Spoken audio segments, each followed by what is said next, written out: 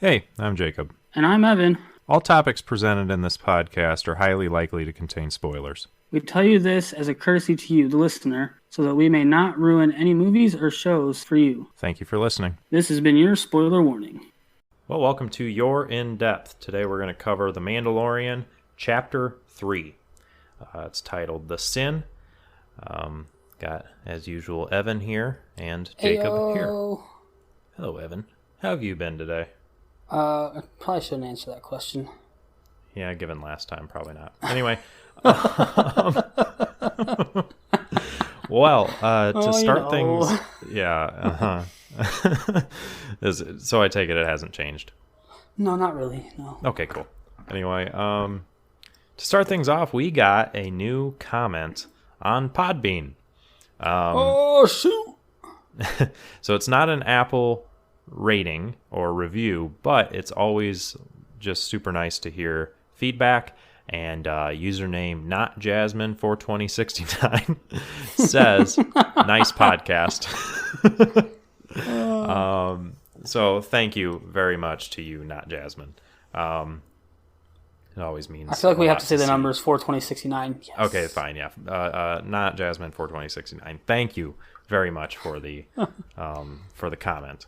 So with that, we've already said our benchmarks in previous episodes. Benchmarks, check marks, these things that we're aiming for.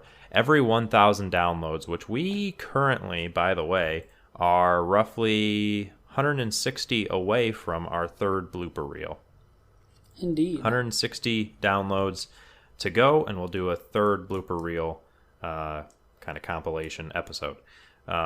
Because every 1,000 downloads, we do our blooper reel as kind of a way of being like, hey, we reached it. Here's some entertaining stuff that we take out of the episode.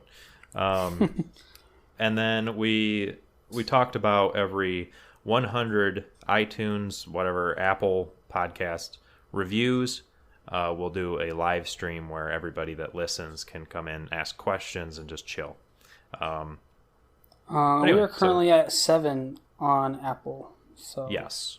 So and we cannot count Not Jasmine's, though, because it's not actually a review or a rating. Exactly. It's a comment. So if you all want to see that, want us to do a live stream review over an episode, you got to go to one of the different locations to leave an actual review or rating and review. Yes. So, but regardless, feedback and comments, all that is very much appreciated. Indeed, but, it is. It wouldn't work towards those goals, unfortunately. But either way, and also if you guys do have any feedback you want to give us or anything, we do have an email that is yourindepth@gmail.com. It'll be in the description, as well as we have a Discord server where you guys can come, and there's extra stuff. I upload my notes. And we just kind of have pretty well just memes and updates and conversation here and there, but there's something else you guys could join. Other than that, let's get into some Star Wars news, and then on into the episode. Yep. If you want to do yours first, I can do mine afterwards. Yeah, sure. Sounds good. So, I just saw a thing a couple days ago that says, and it's just another one of those rumored things, but regardless, it says Tom Holland reportedly under consideration for a Star Wars role. So if you guys don't know, we also will end up covering Marvel. He is the current Spider-Man, and that'd be kind of cool to see him leap over to Star Wars. Because Indeed. actually with the whole crisscross of actors and stuff. I mean the guy who plays the more recent, whatever, Poe, he's apparently going to be Moon Knight. So it's there's kind of Marvel and Star Wars actors coming here and there. And so that's kind of neat, I think. But that's all that I had. I didn't read too much into it. It's just reported. So it's just kind of one of those things, or who knows. But anyway. So my Star Wars news, I think, is a little more exciting than that. Oh, it probably is. So Disney and Lucasfilms have confirmed that the next Star Wars film will be arriving in theaters on December 16th, 2022. They've already got 2 other films planned as well. The next film after that will be in December 2024, and the third one will be December 18th, 2026. So I don't like how far off those are. Yeah, they're pretty far off, but I mean, it is nice to see they've already got 3 more Star Wars films planned. Yes. That's true. And they have said that even though they've got those planned, they don't know if they're going to go with like a Star Wars Episode 10, 11, 12, or if they're just going to title them something else, or what exactly they're going to do title-wise for those 3. But they have where confirmed it falls that into order. Okay. But they have confirmed that there are 3 films as of right now, ready or planned out on their calendar, and there might be more, honestly, because this article I found is a little outdated, all the way back in December of 2019, so almost a year ago. Yeah. Okay. But this is the first I've seen of it, so it was news to me.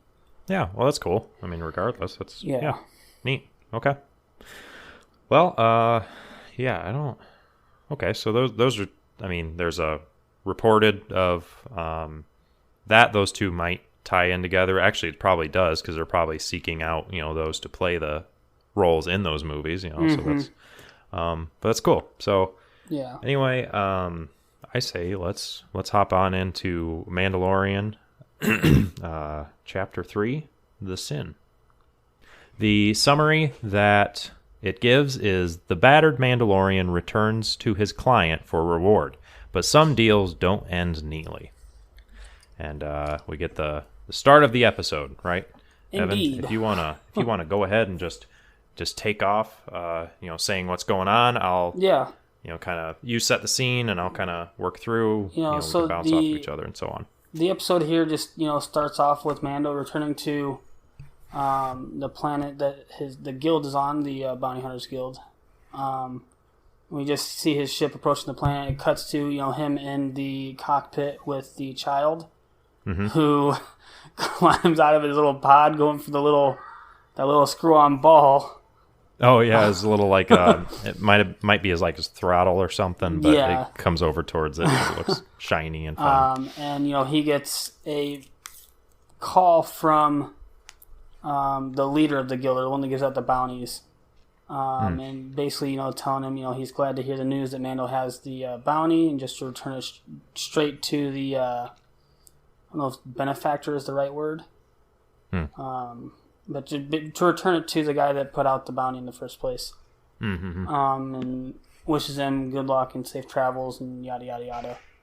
But then we see the child gets that little screw-on ball off and goes to, looked like almost eat it. And Mando catches him. It's like, no, bad. So he takes it away from him. And and then, Mando just, makes his descent to the planet. Makes his landing to make his way to turn in his bounty. It's pretty standard stuff, really. There's nothing crazy going on. No, I mean, he lands the ship. Another ship comes in, lands. They walk into town. Yeah. Mando and the child. And goes up to that client's door and just knocks on it. I mean, pretty standard. It's like you could... I mean, really, it's just kind of like fast-moving scene. It's really just him turning in his bounty. It's not really anything crazy going on yet. But again, we get to run into those stormtroopers that we saw last episode, the episode before last episode. Yeah, and they come out and they permit him entry, so he comes on in. Now, he comes up to him and whatever, and gives him the he's got it. He gives it to him. Gives the child to the guy. But I had a question. I made a note about the tracking fobs. Yeah. Now, are those unique to the life form? I wonder how those even work, It's because they're tracking the individual, but it's if the individual's never been a prisoner, how do they track them, Honestly, I'm not entirely sure. I don't know if it's something you have to have a piece of DNA, or if whenever a life form is born in the galaxy, they get like a little chip or something inserted into them at birth or something like that. I'm not entirely sure how the tracking fobs work. Yeah, I just kind of wondered about that because it's like, it's so precise. Yeah. I'm just like, that's really odd, but okay. Yeah, but anyway, so he gets the payment, which is a lot of Beskar steel. Yeah. Like, I mean, it's a lot. And then they take away the child, and the child's like looking back like, what are you doing to me? I just thought it was kind of, I don't want to say weird, but kind of interesting how when he first brought the child in, and the old guy and the doctor are kind of like looking at the child, like making sure it's the right thing, like, yes, this is the bounty, blah blah blah, and the doctor pulls out that weird like red beam thing, and he's like, oh, it's perfectly healthy. I don't know, I thought it was kind of intriguing. Yeah, they do an examination of the child before like accepting it, kind of, in a way. I don't know why, they just kind of piqued my interest as they were doing that. Yeah, it's true. I agree with that, but Mando does ask, and this is, I think it points, kind of foreshadows a little bit to further in the episode. He asks how many tracking fobs they gave out. Oh yeah, well, I mean, because we saw it in last episode how many people were coming after this thing. Yeah, and he said he needed to. What was it? You have the episode up. I mean, he had to ensure its delivery. So they gave out as many as they could to as many bounty hunters as possible. Yeah. Is basically what he's saying. Now, one note that I did not make, but I'm thinking right now, how the child is looking at Mando as he's being taken away is how I imagine Evie looks at you when you're sticking her in the dryer. Well, No? I mean, accurate? Not? I don't... not really. Okay. Well, anyway. I do just want to point out, though, with the Beskar. Don't change the topic. I know what you do to your cat. But, no, I do want to point out with the Beskar that and I'm pretty sure I brought this up maybe last episode, that the Beskar does have the Empire logo in it. Yes. And I know I had talked about the whole Mandalorian purge and all of that. And so this is more Beskar that, the Empire in its prime took from Mandalore. But then Mando does ask what's going to happen to the child. And the client, the old man, basically just responds, "Mind your own business, no questions." Basically, yeah. I mean, it's something like it's against your reputation to ask questions or something like that. And the old guy again does say, this is enough Beskar to make a lot of improvements to your armor. And he also makes a comment of, finding a Mandalorian in these trying times is more difficult than finding the steel. Which just goes to show that Mandalorians are very scarce in this time after the Empire. Yeah. Again, because of the Mandalorian purge that happened. But from there, it goes into the Mandalorian, Chapter 3, The Sin. Yeah, it goes into the intro, Yeah, and we see Mando walking back to his enclave with the little canister of Beskar. He's getting odd looks from everyone. Looking at in the background, though, it's showing a lot of different races here in the galaxy. It's showing a lot of different species, I should say. Yeah. So I think it would not be overdoing it to say that this planet that he is on has a very diverse population, just based off what we've seen. Yeah. Because I would agree with that. Yeah. You do have some planets in Star Wars, like Mandalore before the whole Empire thing, where typically you only see Mandalorians. That you don't see a whole lot of different races. Or over on the planet of Mon Calamari, you see the Mon Calamarans. And the Koshin. That doesn't sound right. Sorry for the sounds, by the way. I'm eating sweet tarts. But on the planet of Mon Calamari, it has two indigenous races, and that's primarily what you see on that planet.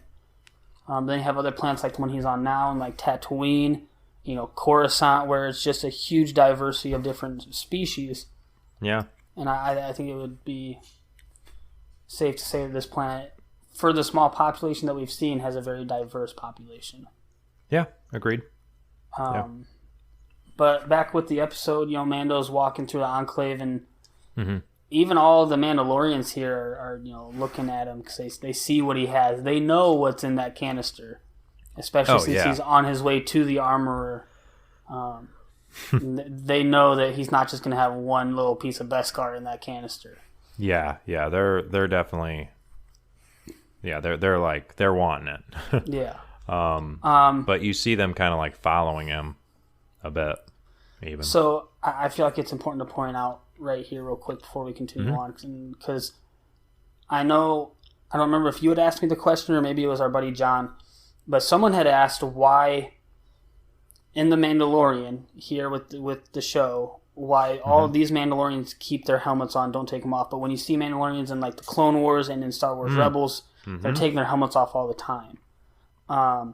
And something that we actually learned with the latest episode of The Mandalorian, I'm just going to touch on, I'm not going to give away any huge spoilers.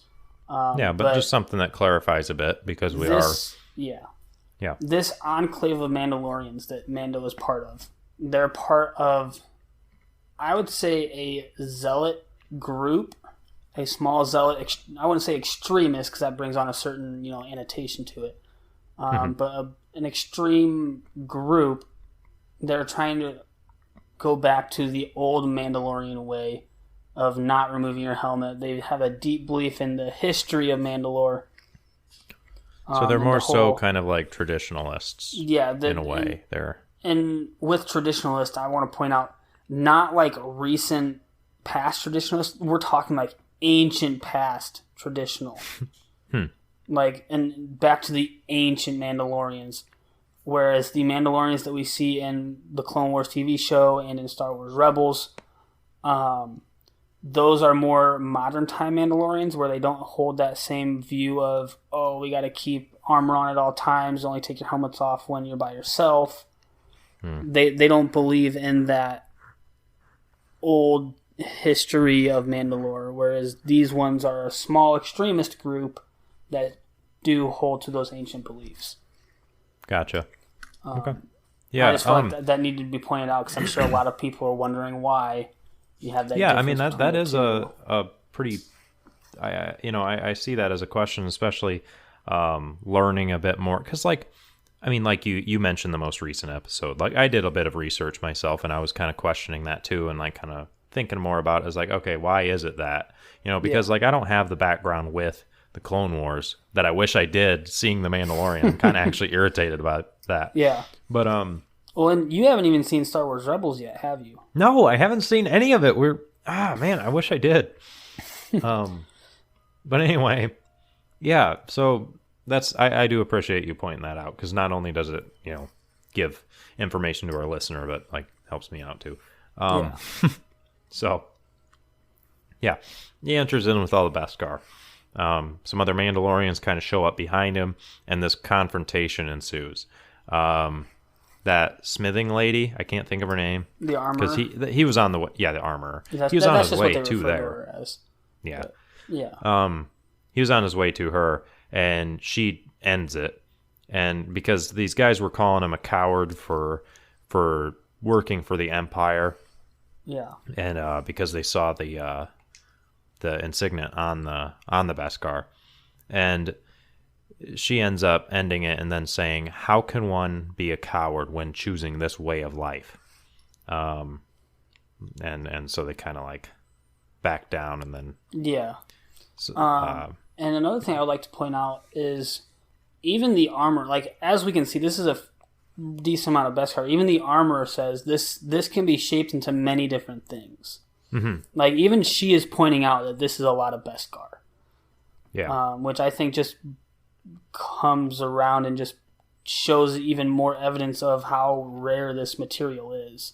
Mm-hmm. And before that confrontation, Mando even points out that his armor is pretty. It's basically destroyed, and he's just gonna have to start over with his armor. Mm-hmm. And, the armor points out she can make a full cuirass, which is the chest piece. Yeah. And again, the armor points out it's going to draw many eyes having brand new Mandalorian armor. And that's just something he's going to have to deal with. Yeah. And then it goes into the confrontation you were talking about. Oh, right, yeah. And so, I guess the official term, I keep calling it the Mandalorian Purge, the Great Purge is the official title that has been given to that purge. Mm-hmm. Okay. And, the armor kind of goes off about, staying secret is our strength. It's because we're low on numbers. Yeah. And I just kind of want to point out the guy that confronts Mando he's a pretty hefty guy from what we can see. Yeah. But he tries to remove Mando's helmet, which is really what starts the entire confrontation. Right.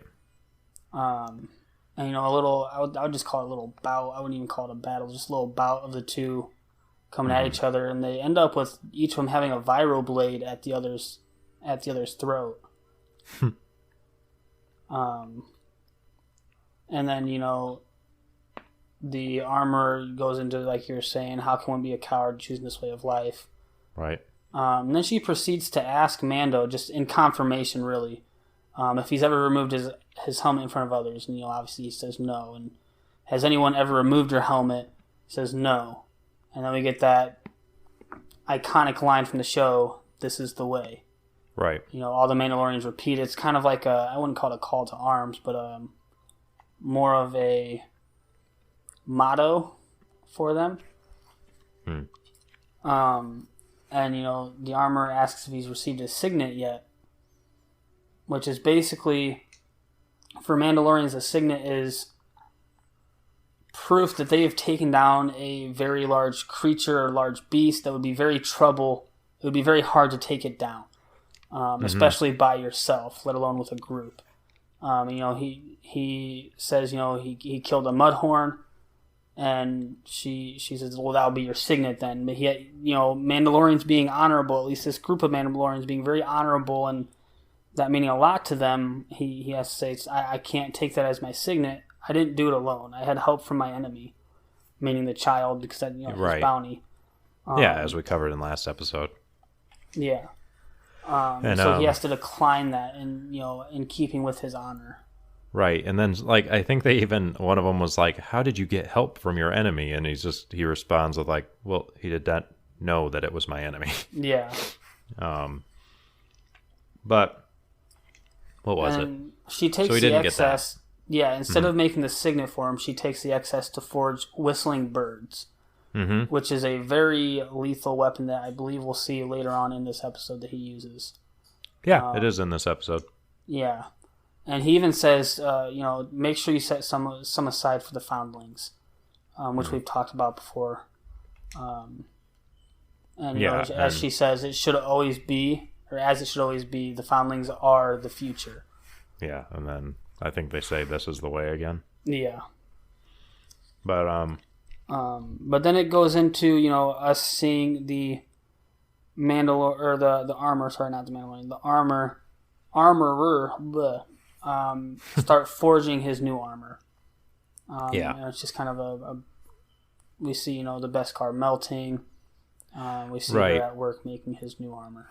Yeah, and among this, we see some more kind of like flashbacks of Mando's childhood that just battle that was going on between droids and, well, it wasn't even a battle. It was pretty well a massacre, wasn't it? Yeah, it was just like the droids slaughtering a village is really all it was. Yeah. It wasn't even a fight, which was not uncommon, because just to clarify, this is actually going back to the Clone Wars, this flashback is. So we can assume that at this point in the show, Mando was alive during the Clone Wars. Yes, and that was actually something I made a note of, because I saw that and I'm like, okay, my initial note was, how long did the Empire use droids after stormtroopers, or before stormtroopers? Was Mando's childhood during the end times of the Separatists, all this other stuff? And I looked it up, And like, and this is just what I found from it that I'll just read off, and you can comment on it if you'd like. Mm-hmm. But it says, so I wrote, Star Wars Episode 3 takes place in 19 BBY, which we talked before is before the Battle of Yavin, which was the one that ended in the... Go ahead. Sorry, just to clarify, the Battle of Yavin is the destroying of the first Death Star. For those exactly right. That's what I was just about to say. So just for clarification. Sorry. Right. So that being said, that puts Revenge of the Sith only 28 years before The Mandalorian. So Mando probably witnessed the fall of the Republic and rise of the Empire and all that. And I kind of started asking this because I'm like, I want to know how old he is. I want to know what his birth year is to further piece this together.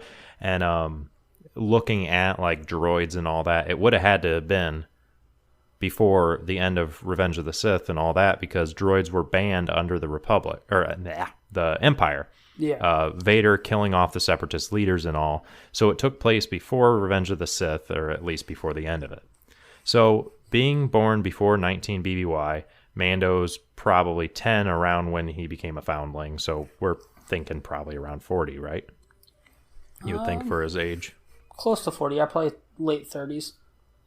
Yeah, I said around. That's what I meant by it. But anyway, but that kind of like was my whole thing, because so no more droids after Empire started, so he would have had to have been, back then and all that. So yeah, and I would even say that this flashback that we're seeing goes back. I would say it even goes back into like the Clone Wars TV show time frame. Yeah, probably. I would say probably in the middle of the Clone Wars TV show, because if I'm not mistaken, Revenge of the Sith, the movie, actually does not take place over that long of a span of time. Mm-mm. Oh, no. And so, for those that have not seen Revenge of the Sith, freaking get out from under your rock and go watch it. But in other words, spoiler if you haven't seen it. From the death of Count Dooku at the beginning of the movie to Anakin and Obi-Wan fighting at the end of the movie, I would say at most, time that takes place between the two, at most 2 months. At most. Yeah. And I would say that's even pushing it. And so at that time, the droids were on the back burner. They were getting pushed back over and over again. And, that's why when we see the Order 66 go out, we have a bunch of the Jedi Generals and Grandmasters spread out throughout the galaxy when that all goes down. So I would say this cutscene has to take place several years before that, when the droids are still going through and just slaughtering villages and subjugating people. And so this is definitely, Mando is definitely, I would say even he might even be over 40, honestly. I would say he could even be early to mid 40s by the time we get to, the Mandalorian itself. Yeah. But in this cutscene, or this flashback that we're seeing, we see what we can assume are Mando's parents putting him into like a little shelter where there's some food to try and hide him from the droids. And we see the two doors get closed, and then we see a loud thud as in an explosion goes off. And then a shadow comes over the young form, and we see a super battle droid. Right. Just, again, confirming that this is back during the Clone Wars. And then from there, we don't see any more, flashbacks. It just goes back to normal time. And we see Grief Karga, which is the guy that gives out the bounties. Is his name? Chubbs. And he's basically telling a bounty hunter to get lost because they didn't return the bounty with the bounty, and they're still trying to get paid. Yeah. But then, we see Mando walk in with his shiny new armor. Oh, yeah. He's looking fly, dude. And he's like, coming in.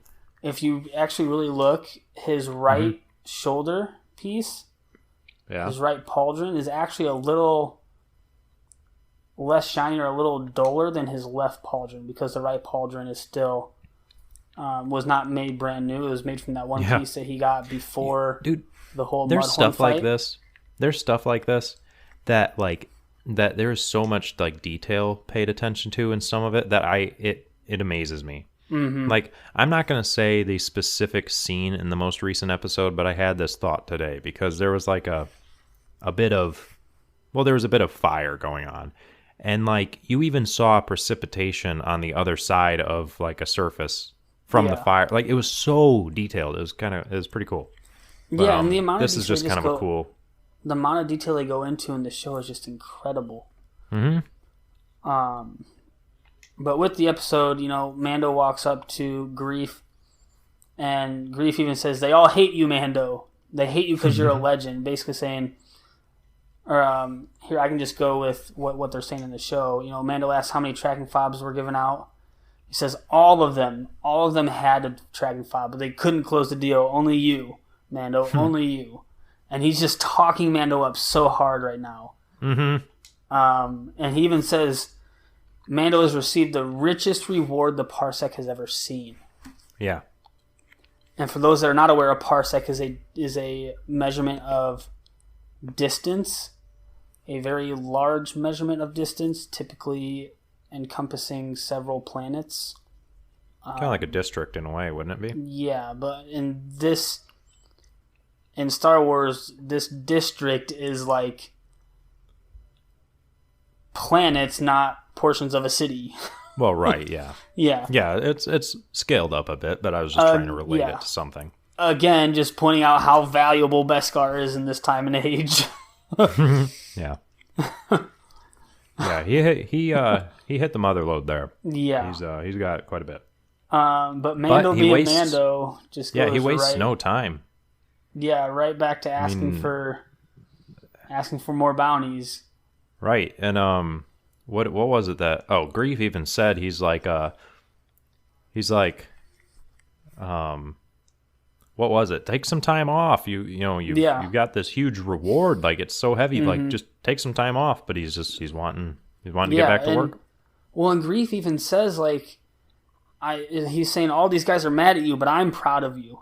I'm glad for you. I celebrate your success because it's also my success. And he shows Mando that he got two of those pieces of Beskar as well, as a kind of like a commissions fee, I would call it. Yeah, I'd say. And so then he was asked, how can I show my gratitude to my most valued partner? And again, as you said, Mando just asked for more jobs, and right. Greef is telling him, take some time off, enjoy yourself, go get some Twi'leks and go over the healing baths. You'll have a great time. Mando's just very persistent with, the next job. I need the next job. Yeah. And he even asks about the child again, though, to Greef. Yeah. And so Greef puts down 3 different pucks. Anyway. And Mando asks, which one's the furthest away, because it's definitely in Mando's best interest to get away from where all of these bounty hunters have just seen him in his new armor. Because, one of them might have a stick up their butt and, want to try and take it from him. Or all of them might want to, But, Mando goes to take all 3 he just takes the 1 puck because he's just trying to get away from the area. And then he asks and it was just something's child that skipped a bale. That's it was a nobleman's child. Yeah. Mm-hmm. And, again, he asks about the child, and Greef, says, I didn't ask. It's against the guild's code. And, right. Mando brings up, well, they're part of the Empire. What are they doing here? Again, Greef just saying that the Empire is gone. They're just mercenaries and warlords trying to make it in the world. And they actually bring up the New Republic that was formed after the Empire's fall. He calls and if Mando really had a problem with it, he'd go report it to the New Republic. Sorry, and he's like, "That's a joke." And again, Greef tries to be like, go enjoy your reward, buy some spice, which is basically drugs. And he says, by the time you come out of hyperdrive, you'll have forgotten all about it. Basically saying that Mando should just go get high and just chill out. Yeah, pretty much. Yeah. But we see Mando enter his ship, and as he begins to, power it up to take off to go pursue his next bounty, he kind of pauses for a second, just thinking, and you can almost see like the the wheels turning in his head as he's, you can kind of see the gears turning as because he sees a little ball that the child tried to play with. Yeah, he's remembering him. You can definitely see. And this is another thing that I'm really liking about this show. Also, really quick interjection. I finished my sweet tart, so if you could hear me chewing, I am done. Anyway, so you can, he's got a helmet on. He's got a helmet on, but you can, there's, so much going on. You can almost tell what he's feeling without seeing facial expression. They did a really good job of communicating things without being able to see facial expressions, their eyes, their anything that usually would kind of give away to what they're maybe feeling and thinking. This is something I've really appreciated about this show. But as you said, he's looking at the thing, he's remembering the child. You can tell this, and he's just like, and I'm noticing this just now. Another thing with that detail, because you mentioned the helmet, if you pause it when he's looking at the little ball there, you can see the reflection of what looks like a big wheel outside of his ship on his helmet. A big wheel. It almost looks like almost some sort of pump. Is what it looks like. But you can see the reflection on his helmet, which just again points to how much detail they're going into with this show. There was absolutely no reason for them to put that on his helmet, to put a reflection like that on his helmet. No reason for him to do it whatsoever, but they did anyways because they wanted to show more detail. Which is just they're going above and beyond with this. Yeah, because even with some newer movies and whatnot that you see today, they don't go into as much detail as this show is going in detail. Yeah, I agree. And I know we have brought up the details so much with just these first 3 episodes that we've been going over.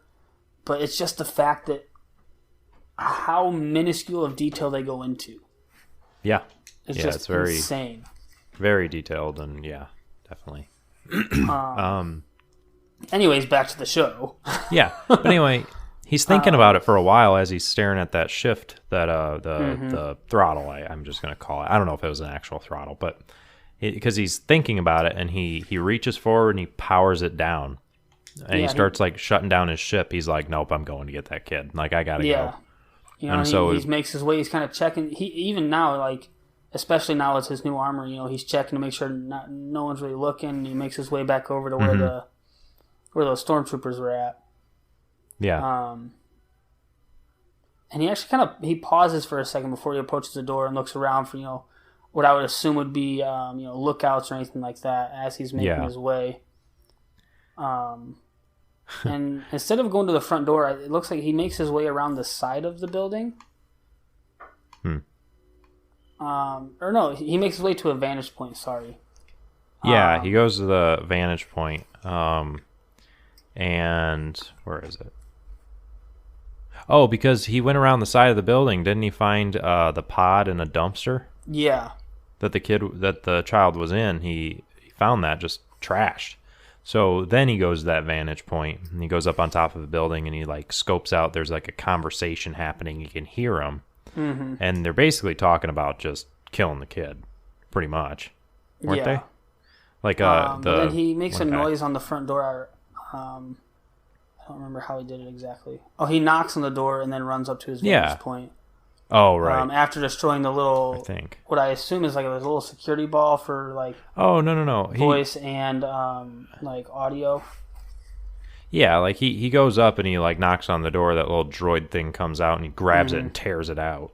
And then he goes around as they're scoping things out and he blasts an opening in the side of the building. He goes in, all stealthy and stuff.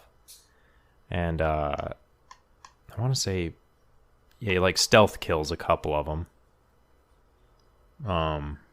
You're following along in the episode, so you could. So he blew a hole in the side of the building, and then we see 2 stormtroopers coming to check out what happened. And And they're looking at the hole, trying to figure out what's going on. He just appears behind both of them and blasts them both real quick. Yeah. But then a third one comes out with a rifle, whereas the first two had what looked like just kind of like blaster pistols. Mm-hmm. The third one comes out, and he beats the crap out of the guy real quick with his own rifle, and shoots him in the head for good measure to make sure he's dead. And then he's making his way through, and again he's going through with almost like that kind of Wild West style, where he's got his plasma pistol or his blaster down at his hip, although it's drawn. He's still got it down at his hip, just like an Old West style, like we pointed out before. Yeah, exactly. But he sees a fourth trooper and he uses a grappling hook to bring the trooper towards him, and then stabs him with his vibro blade. Yep.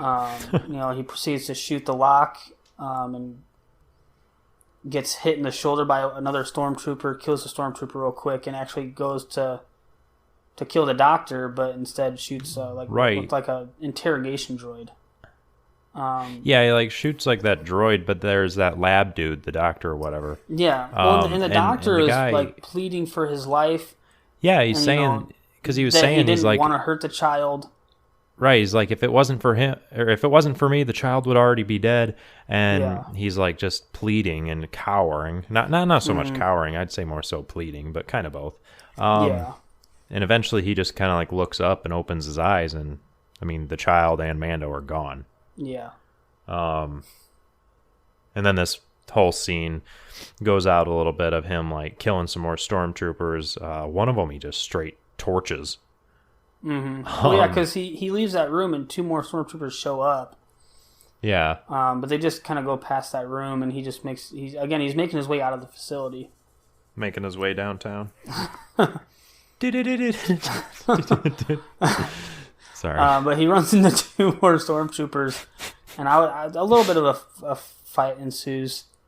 But again, the lights are down, so it's easy for him to stealth around. Whereas the stormtroopers really just have their flashlights on their blasters to go by.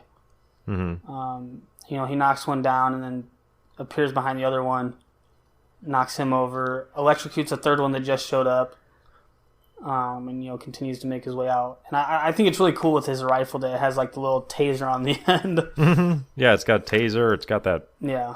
Just evaporator.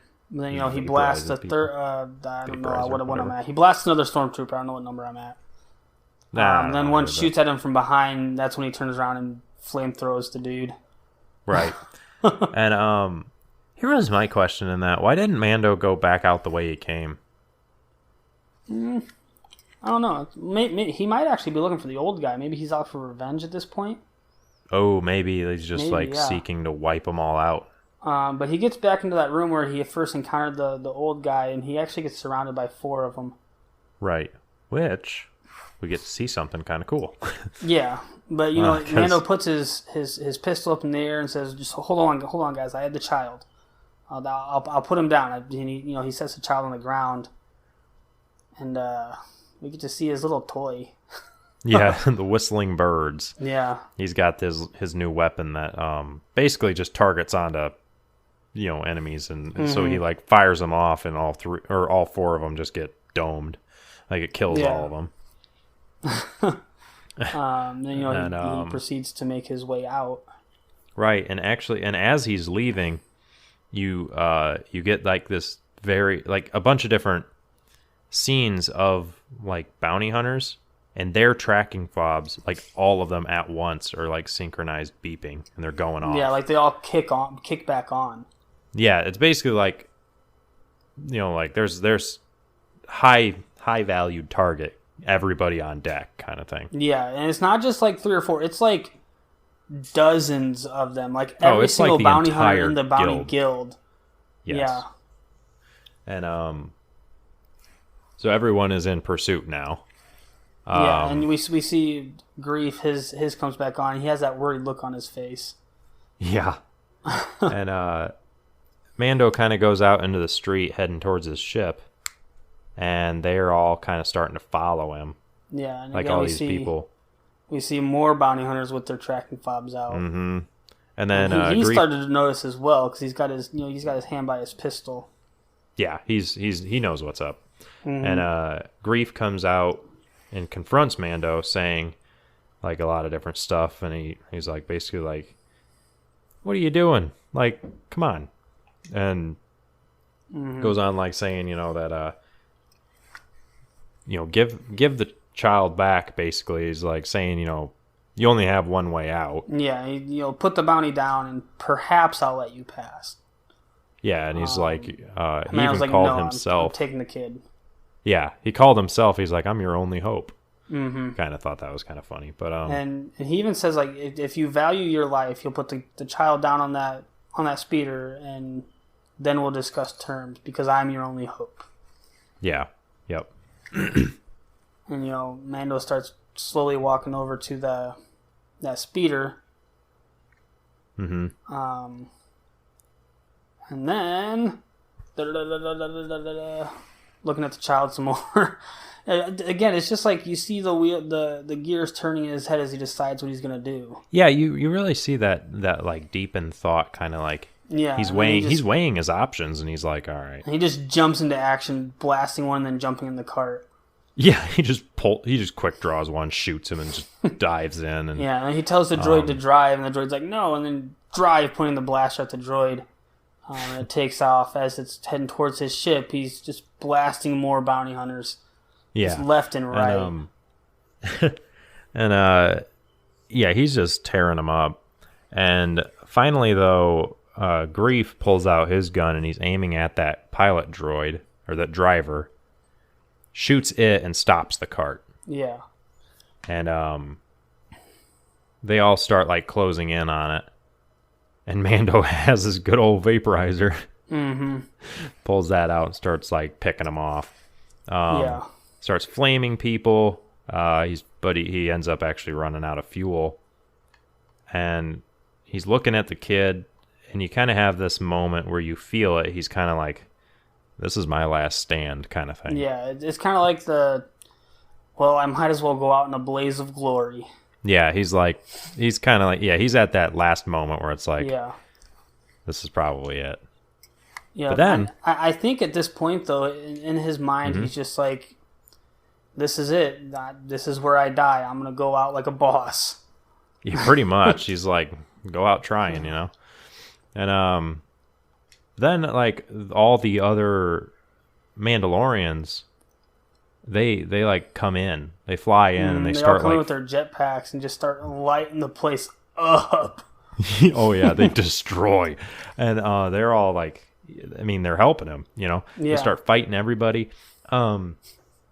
Which actually, this is one of the things that kind of made me. I made a note, and Sulfiret had asked the same question. Why exactly do these guys help? Is it just because they're all part of the same, like, kind of, they're all like in this together. They're a team.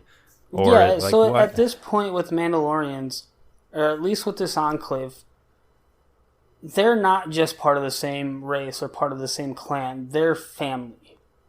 Okay. It's not just like, we're part of the same group. We're a group. We're a gang. No, it's like, this is family. These are the guys that are going to help me out, or that I'm going to help out when it hits the fan.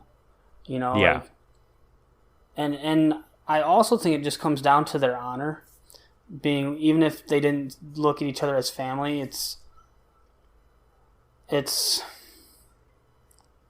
part of my gang. He's part of my crew. He's part of my group. I'm honor bound to help him, regardless of whether I like this specific individual or not. Yeah. I'm going to, I will do the honorable thing and help him. But again, I think it goes down to, I'm going to help my brother. He is my brother. I'm going to help him when he needs it most. Yeah. Okay. I would like to point out that I kind of wondered if it was that. Or one of the guys jetpacks in with a freaking minigun. Oh, yeah. Comes in, he's got like the chain like all hooked up from in back, and he's just mowing them down. It's actually, I'm pretty sure that's it was the one same that went guy for his helmet. Yeah. Earlier when they were had their little confrontation. Yeah. And he actually tells Mando to get to his ship. Yeah. So Mando, he's like, get to your ship. We'll hold them off. And Mando points out, he's like, we're gonna have to relocate the covert or the enclave. And this is the way. And he repeats it back. This is the way. Again, that whole honor bound thing.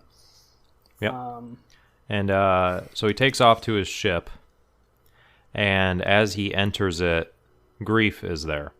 Mm-hmm. He followed him in, and he's got him at gunpoint, and he's like basically like, end the line, Mando. Like kind of like confronting him, being like, this is it, And Mando kind of eyes this little gas line over to the left. Shoots it with his little grapple. Yeah, he's like, and looks Grief at just it. like freaks out and starts shooting. Yeah.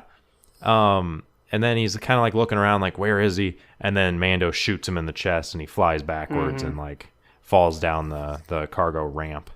And Mando gets to his cockpit and takes off, and we get to see more of the Mandalorians still fighting the bounty hunters. Yeah.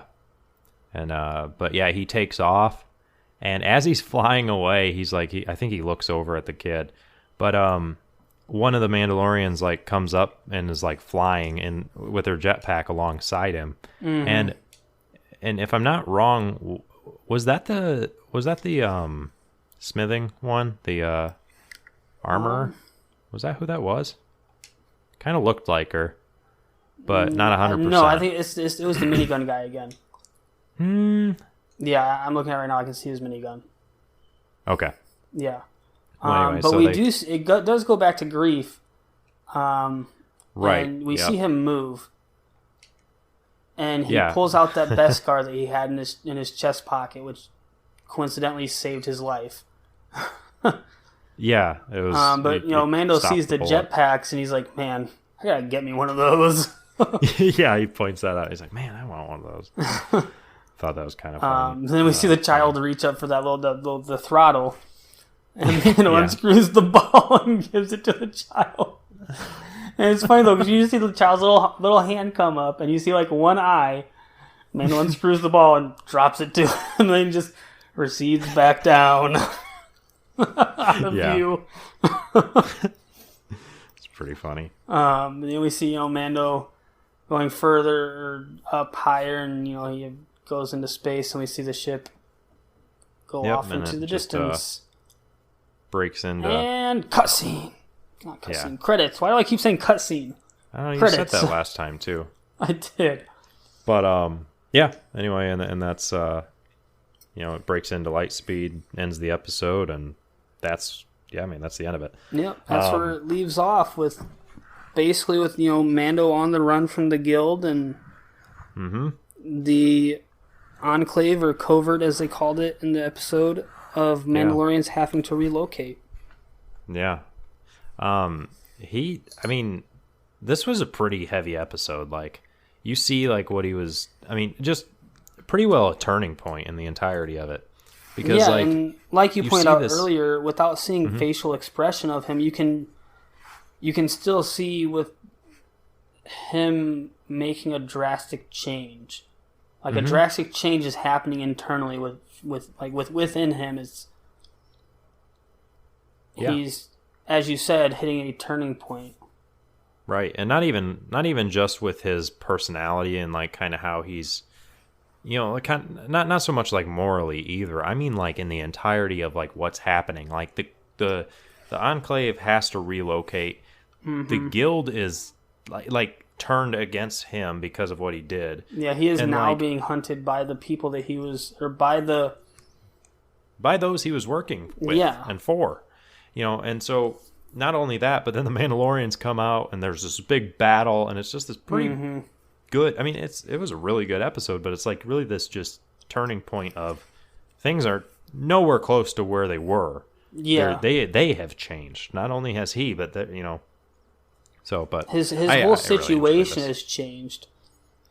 Because before he was taking bounties and whatnot, but now he's gonna, regardless of what he decides to do with the child at this point in the show, he's basically got a child now. He has a dependent, someone he has to look out for and feed, and just take care of now.